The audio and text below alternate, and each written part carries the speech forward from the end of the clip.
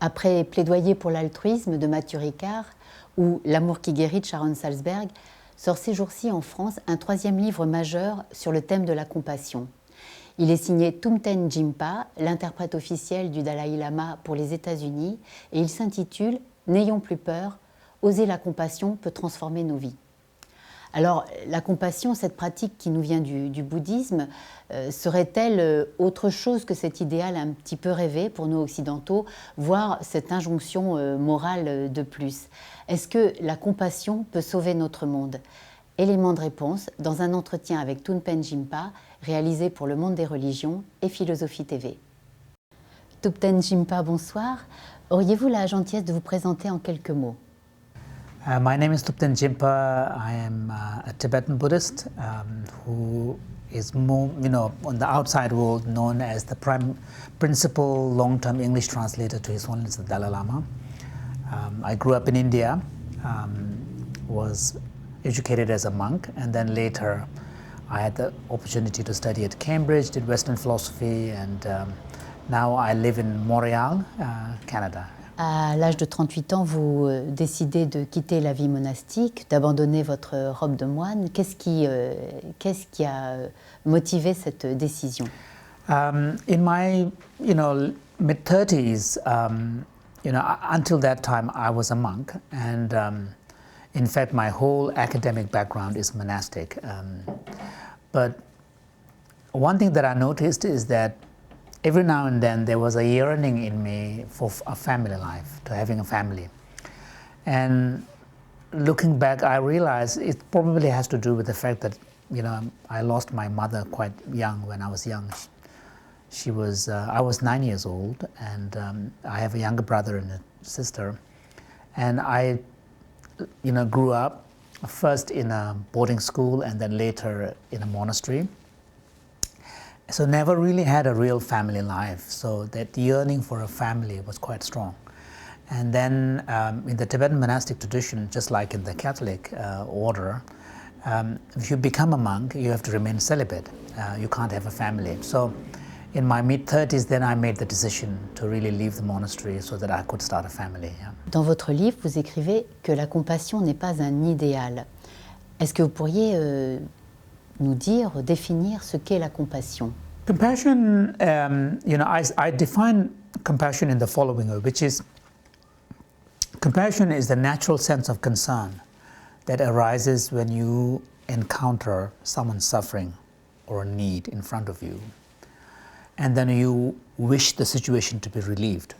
And in some cases, it may manifest in the form of wanting to do something about it. So three things are happening. One is there's a perception of a suffering or a need and understanding that. That's more of a cognitive relation. There is an empathy where you are emotionally connected. You're moved by the situation so that you're not switching off. You're moved by the situation. And then the third, there is the motivation component, which is where you want to see the situation relieved, something done about it. And these three things happen very fast, simultaneously. And what this suggests is it's really part of a natural impulse that we have. And so when we talk about compassion, sometimes, particularly people who are talking from the religious perspective, and including in Buddhism, sometimes there is a tendency to elevate compassion as a quality so high so that it becomes unreachable. We associate compassion and altruism with people like Mother Teresa or the Dalai Lama, and something that you can admire from a distance, but something that is not necessarily relevant in your life. But the point I'm trying to make in my book, one of the key points, is that it is actually part of who we are. It is part of our natural impulse, just as we have anger, just as we have natural impulse to be jealous, just as we have natural impulse to compete, wanting to succeed, ambition. Compassion and kindness is also part of our nature, our makeup. And it makes perfect sense from an evolutionary theory point of view, because we are social creatures, and if we are social creatures, evolution must have endowed us with some characteristics that help us bond with others. And compassion and kindness is the glue of that relationship. So one of the things that is important to remember about compassion is that when we are talking about compassion, we are not talking about an alien quality, something that is foreign to us, something that only the few gifted can have. We are talking about a very fundamental character of who we are as individuals. Of course, whether we use that and tap into it or not, that is a different question. You even write that is compassion can be an energy, like an Sure. energy very strong, very Exactly. powerful Exactly. To transform our society. Exactly. And we don't see very often this aspect of compassion. We see True. something very open, okay, very loving, but this strong, this power. Exactly. And in fact, and if, for example, if you look at the impact of people like, Nelson Mandela, the fact that Nelson Mandela, after he became the president, chose not to demonize the white minority who were responsible for the suffering of a lot of blacks for a long time, responsible for the apartheid regime, the fact that he chose not to give in to the natural impulse for revenge and chose compassion, recognizing their humanity, made all the difference. The reason why South Africa had a very successful democratic transition was because of the power of that intention. And you can see, similarly, among all the freedom movements that we see in the world, the reason why that the Tibetans have, even after almost 60 years, chose not to resort to violence is because of the Dalai Lama's insistence on compassionate leadership. So compassion can really be a powerful force. And also, one of the things that I give example is, if you look at the United Nations Charter of Human Rights, the motivation behind that, and the principle behind that is truly universal compassion. And that document, which was so important coming immediately after the experience of the European war, World War, really made a huge difference in the lives of millions and millions across different societies, because it became a standard by which we judge the quality of the society you're living in. So, we forget that there are specific ways in which, if we bring consciously compassion as part of the picture, it really changes the whole story. After the victory of the Second World War, the Allies could have chosen the path of revenge, have extract huge amount of, fines from the, the Japanese and the Germans. They could have gone that path. They chose not to. And that has to do with compassion. That has to do with the basic recognition that enemies too are human beings. And many of the people in that enemy country are themselves innocent. They are caught up because they happen to be member of that particular country and society. So being able to transcend all of these discriminations, these labels of us and them and this country and that country, requires the ability to really see the fundamental humanness of the people. And this is where compassion really can play a powerful role. And especially today in our more globalized, integrated world, I think one of the things that the world will have to learn is how to take compassion seriously and how to deal with many of the issues that we face at this fundamental human level. Because otherwise, we're all like this. My nation's interest, your nation's interest, this and that, and the resources are limited. Multinational corporations and their profits and their greed crosses all the boundaries. So what is it that is going to keep us together? It's this basic recognition of the shared humanity. And my hope is that, in the West, we have been very successful in promoting the language and culture of the human rights. But what we have not been able to do is to take the next step, which is also include the language of compassion and recognition of humanity, because human rights is very individually defined. compassion, when you bring the language of compassion as part of your ethics, then we are also bringing community and society. So I think that is going to be a major challenge of our time. Et maintenant, parlons de l'autocompassion. Vous en parlez beaucoup dans votre livre. Qu'est-ce que l'autocompassion? Qu'est-ce que la compassion pour soi-même? Well, self-compassion is essentially the ability to really be kind to yourself. We all know we have a natural ability to be compassionate when someone is in need in front of us. Parents have a natural ability to be kind to their kids. So we have that, and when we are triggered by a situation of a pain, we are able to immediately respond with this tenderness, this understanding, this kindness. We don't rush out to judge. That was his fault. What was he trying to do? Most of us don't jump into judgment. We respond with kindness. So what self-compassion is nothing other than being able to use that part of us upon our own situation. And this is particularly important for our time because modern society is so competitive. And all of us grew up from a young age, constantly evaluated, constantly compared against others.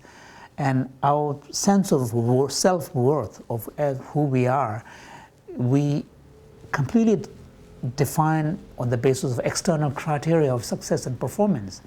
And in this kind of situation, many of us have learned to become quite harsh upon ourselves. We are quite hard. We may be kind to others, but we are not very able to bring that kindness to ourselves. And this is what self-compassion concept is suggesting. In other words, what the concept of self-compassion is saying is that there is a healthier way of having a relationship to yourself. Dans votre livre, vous décrivez le moment où le Dalai Lama réalise à quel point les Occidentaux nourrissent de la haine pour eux-mêmes, à quel point nous sommes si peu capables d'autocompassion, de compassion pour nous-mêmes. Exactly. I mean, for the Buddhists, the idea of self-hatred and self-loathing sounds very strange because one of the fundamental assumptions in Buddhism is that not just human beings, even animals care for themselves. They cherish their life. Self-preservation is a natural instinct that even animals have. Then how can someone hate themselves? How can someone really turn completely around? And so initially, I remember I tell that story in the book when His Holiness was first exposed to this concept. It was at a conference on Buddhism and psychotherapy in California. He had a hard time understanding. He said, this doesn't make any sense. How can someone hate, someone have such a dysfunctional relationship to oneself to the point of hating? And then he came to understand. And I think this is a particular challenge in the West. I noticed, for example, when I first developed this 8-week compassion training at Stanford, I was a visiting scholar there at the medical school at neuroscience. And so we used, of course, many of these psychology-based programs. We used undergraduates as guinea pigs, so that's the easy target to use it and develop a course. And one thing that became very clear was that the biggest challenge for the Stanford students group was really the challenge of self-compassion.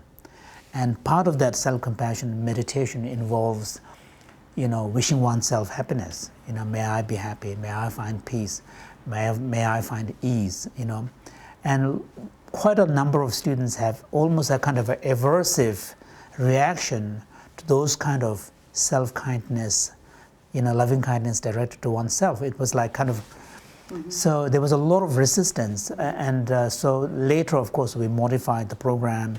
And so I also, I was aware of this problem, but one thing that also surprised me is the depth and the extent of this problem. It seems to really be quite widespread. Diriez-vous que ce manque de compassion pour nous-mêmes est un des plus grands obstacles à la transmission de la compassion, justement?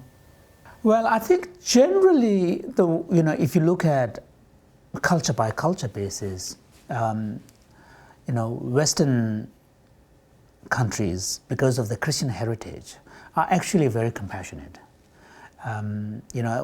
We forget that because, for example, if you look at a situation of international disaster, like Haiti, kind of a hurricane or earthquake and Asian tsunami, when there are major international kind of natural disasters, you look at the countries who are giving most.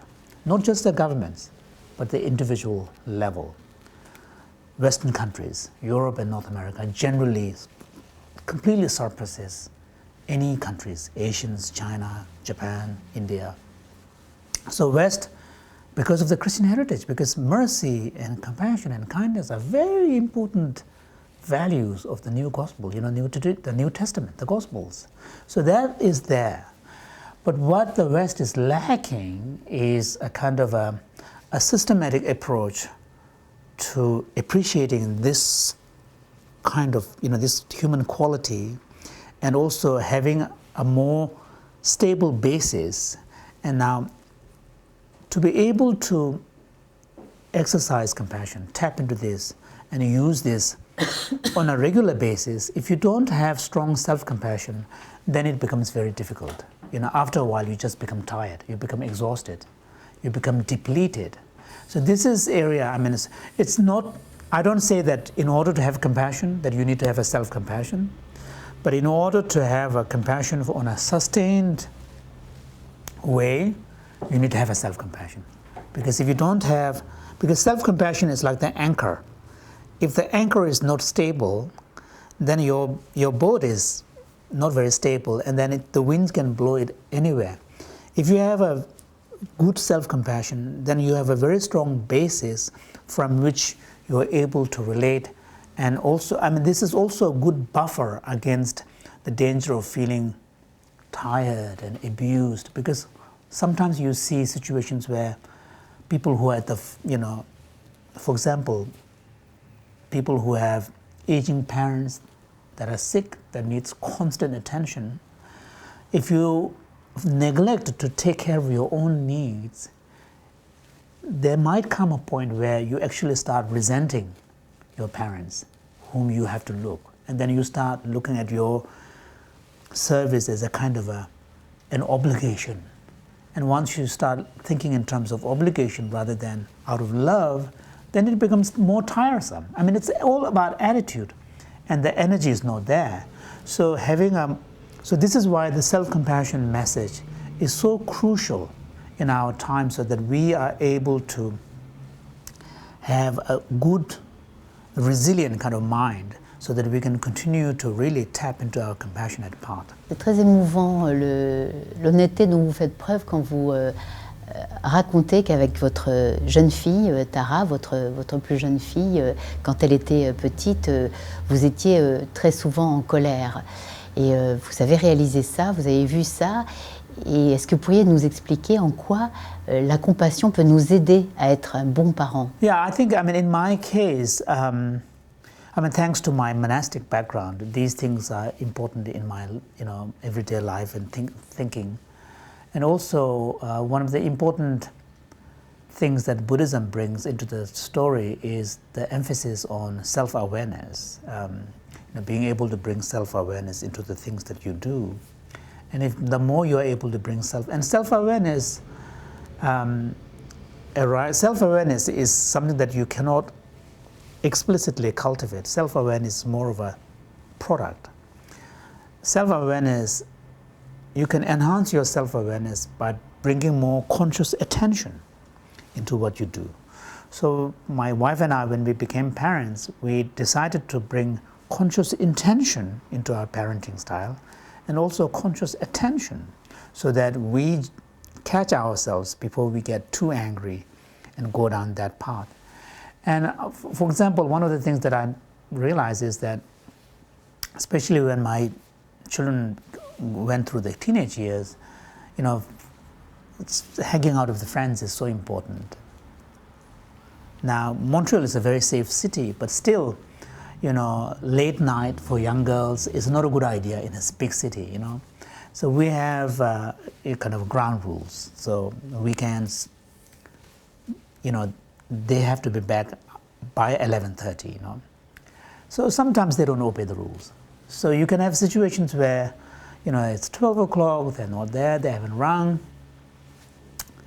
12:30, they walk in, or, one of them. If they're together, I'm less afraid. But if one of them comes in, now, of course, I'm going to scold them.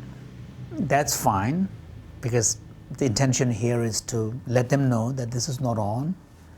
We had our ground rules that we both agreed, and this is not on. Now, after that, you might respond with anger.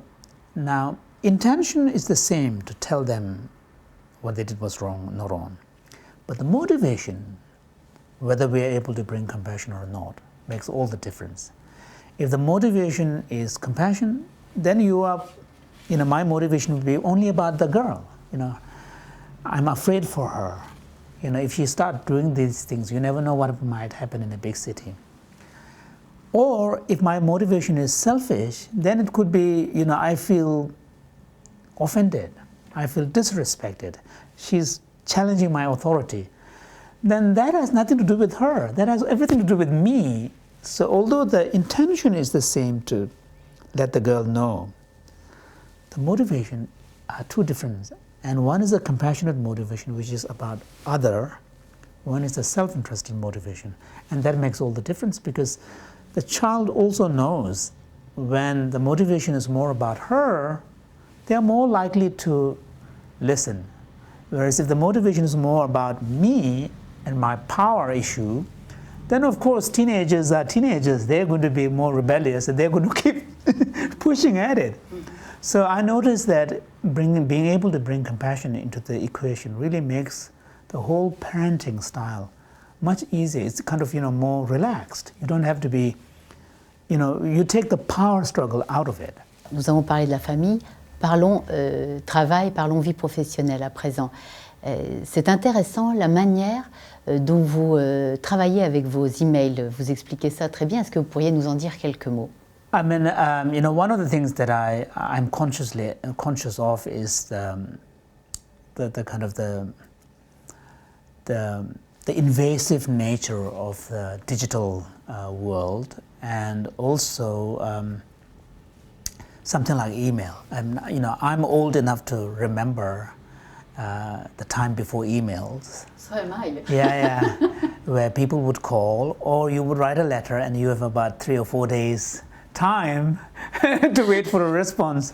Now, younger generation don't have a clue about this, because they don't have a point of contrast, reference. But I did notice from a very early stage that email is potentially problematic, because and especially after the emergence of smartphones, because until that time, email was stuck on a desktop or on a laptop. And laptop and desktops are not playthings. They're kind of work machines. But now, after the smartphone, email pops up.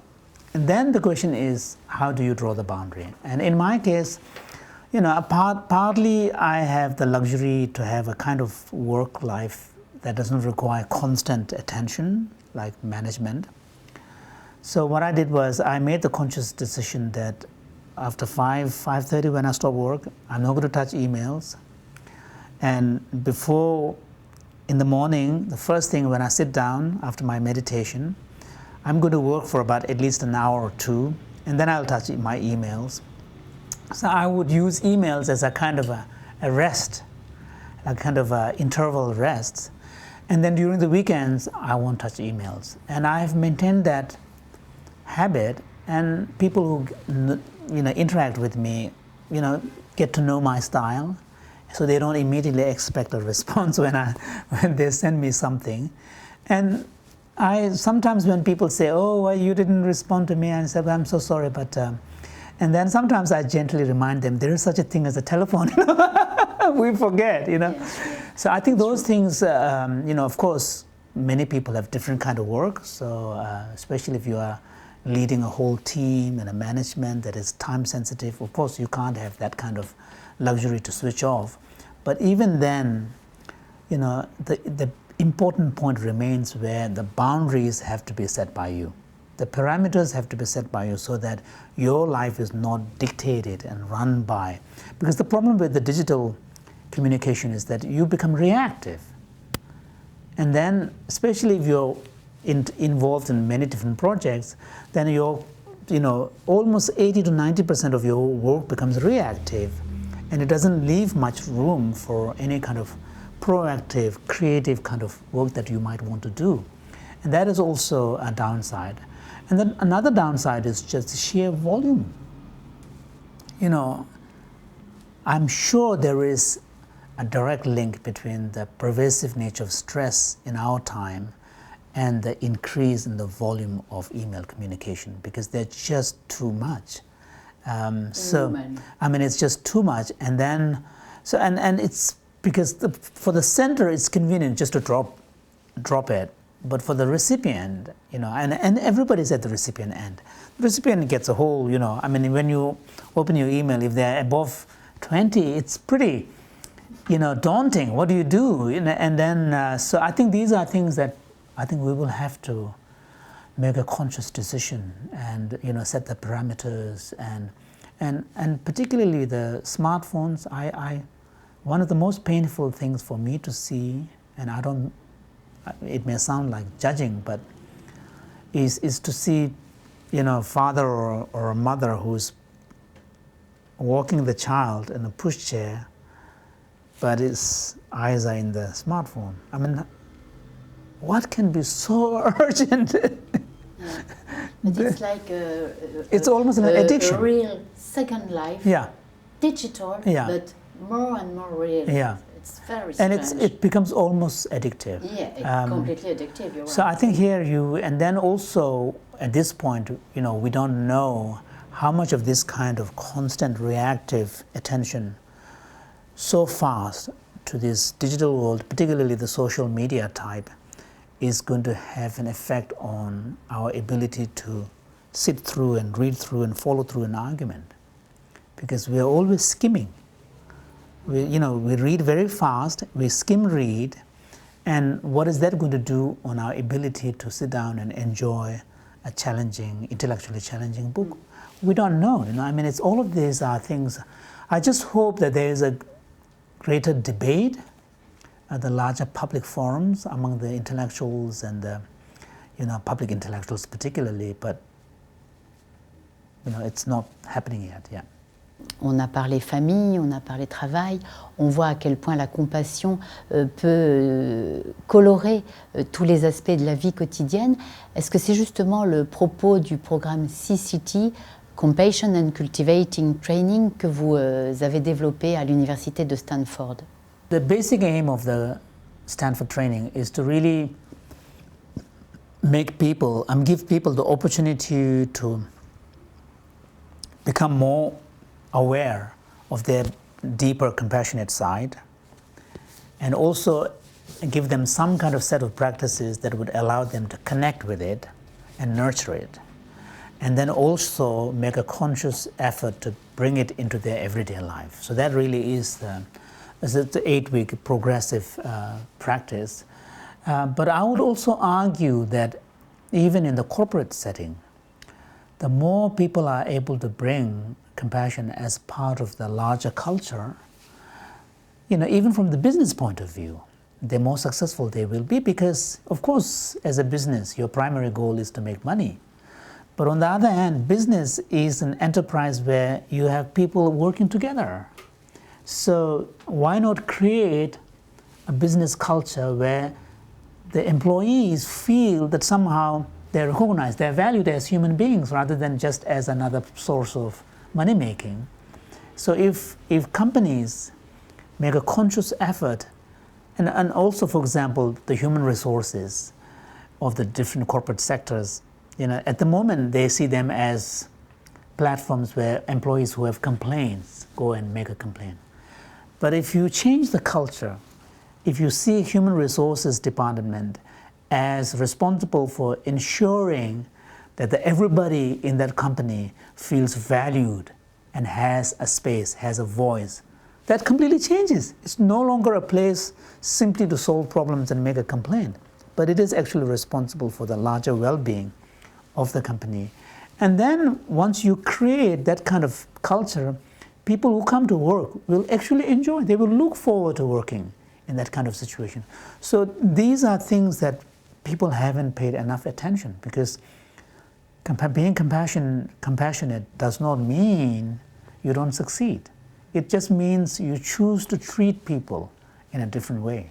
Est-ce que vous pouvez nous raconter votre première rencontre avec le Dalai Lama? Of course, as a Tibetan child growing up in the refugee community in India, the presence of Dalai Lama is very, very large in our life. There are photographs of him in all the schools and temples and people's homes and everything. But my first conscious memory of seeing him was when I was around 6 or 7 years old, and I shall tell that story in my book. His Holiness came to visit our school. This was in northern India, Shimla. And of course, as a child, you tend to remember things that are very strange and striking. And I remember because so many police, the security came, a couple of hours before. And so when His Holiness came, of course, it was magical. At that time, he must have been in his early 30s. And it was just truly magical. And I was chosen as one of the 2 children to hold his hand and walk beside him. I don't know why I was chosen. Later, I asked some of the foster parents, and they said, no, because you were one of the brighter ones. So that was the excuse. And then later, some of the teachers told me that I asked the Dalai Lama if I can become a monk. So obviously there was in my karma that I needed to become a monk. And His Holiness told me that, yes, study hard, you can become a monk anytime.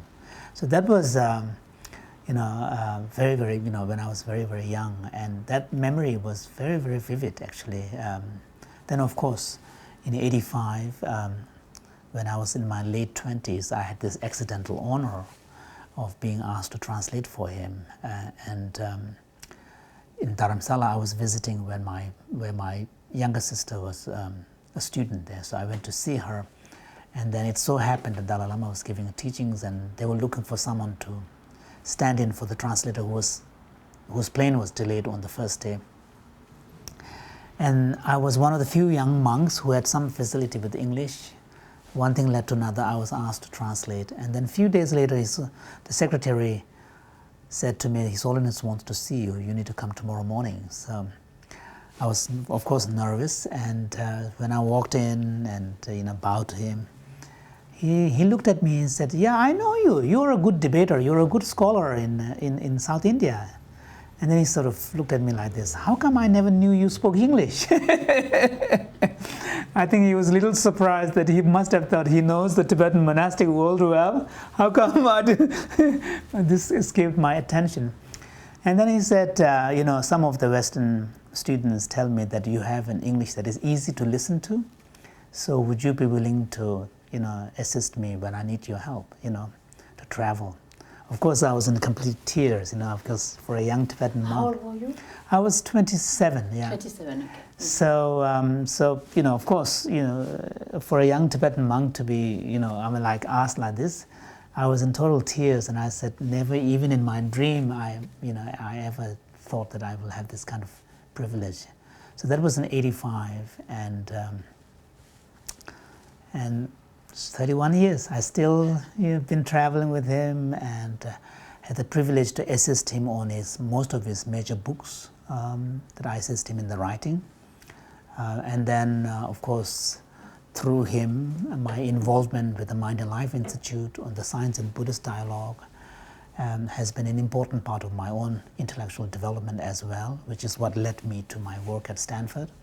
So it's been a real journey, a real privilege, and also a great service, because by serving His Holiness, I'm also serving the world, because Dalai Lama's life is totally dedicated to this ideal of helping others. Yeah. Et vous, Jinpa, est-ce que vous méditez tous les jours? I do meditate every day, half an hour in the morning. I did some retreats before, but these days with a busy life, sometimes, I can't get the full half hour, but 20 minutes to half an hour. And I do about maybe 10-15 minutes of silent meditation, and then the remaining I have some own chanting that I need to do as part of my own Tibetan practice. But I still do, on a daily basis in the morning, yeah. And in your book, you offer us several exactly exercises yes, we can make in 3-5 minutes exactly, each morning. Exactly. Okay. I think those things will be really helpful because, in a sense, people who are interested particularly in meditation, one key idea behind the whole concept of meditation is mental discipline. Mental? Discipline. Oh. And it's not just simply spacing out, or blissing out, or not thinking. So it's what the idea behind meditation is learning to consciously quieten your mind, slow it down so that, because normally a thought has a lot of restless energy, slow down the restless energy so that you can then apply your mind to something in a sustained way. That really is in a nutshell the idea behind meditation. So being able to do even for 2 minutes, 3 minutes in the morning, just beginning with a deep breathing, which really calms your body and mind. And by focusing on the breath, it immediately brings your mind from outside onto something that is now, in the present. And then just doing 5 minutes every morning, and maybe a little bit of breath counting, so that because initially, if you don't have any activity for the mind, it's too difficult. So doing a breath counting for in breath and out breath as one gives your mind something to do, which is also not looking outside. It gently allows the mind to get to know, your own inner processes. And that way, you get to a point where you actually start to enjoy it. Because one thing that we in the West are not very good at is being quiet with your own mind. We always need something to distract us, either a radio or a TV or a conversation, or we're not comfortable being with our own mind. And meditation really teaches you that basic skill to be able to consciously quieten your mind and be at ease with your own mind.